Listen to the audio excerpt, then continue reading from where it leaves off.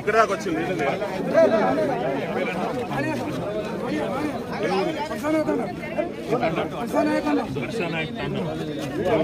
ఎన్ని ఎకరాల పొలం ఉంది నీకు?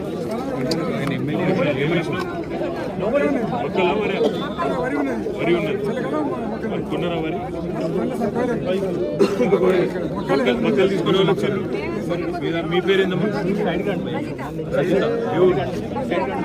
అందరూ ఒకటే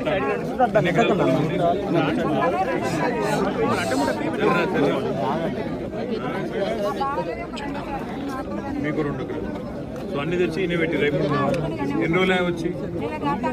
నెల దాటింది. 30 రోజులు. ఆఫీసర్లు ఏం చెప్తున్నారు? వాళ్ళు తెలిసిన వాళ్ళకు బైరోజు చేస్తాం సార్, వాళ్ళు వెళ్ళగొడతారు. మీకు చిట్టులు వచ్చినాయి, మీ డేట్ వచ్చినప్పుడే పంపిస్తాం, మీతో వరకు మేము చేయము కాటని మా దగ్గర అసలే. రైతు బంధు ఏమైనా పడ్డదా? రైతు బంధు పడలేదు. కౌలు చేసింది. మీది కౌలు? మీది మీ పొలమైన మీ సొంతమే.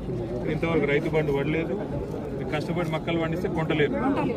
ఎవరన్నా ఏమైనా పట్టించుకుంటారు? అసలు ఇక్కడ సంచులు ఇచ్చిండ్రా మీకు? ఒక్కొక్క సంచి ఎంత? 25 రూపాయలు, 30 రూపాయలు. సుత్తులు కూడా మీదే. కనీసం మంచిలో సోలు ఉన్నాయి. కనీసం మొన్న లొల్లి పెడతారు, ధర్నా చేస్తారు. మరి ఇవ్వాలన్నా కనీసం చెప్తుర్రా? ఎప్పుడు కొంటాము, ఏంది, ఎన్ని రూపాయలు ఇస్తాము? బయట ఎంత? బయట 1800. ప్రభుత్వం కొంటే 2440 ఇవ్వాలి. అందుకని మీరు ఇక్కడ పెట్టారు, వాళ్ళేమో కొట్టలేదు. మరి ఏం చేద్దాం?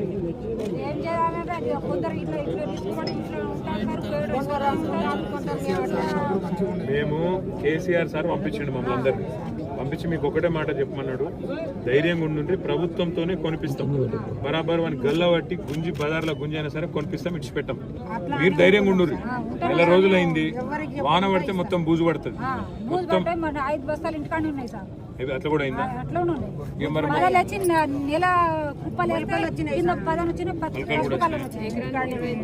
లారీ కిరాయి అడుగుతారు. కిరాయి తెచ్చి ట్రాక్టర్లు వచ్చి ఇక్కడ పోసినాం సార్. మీరు కాదు, బయటికి లారీకి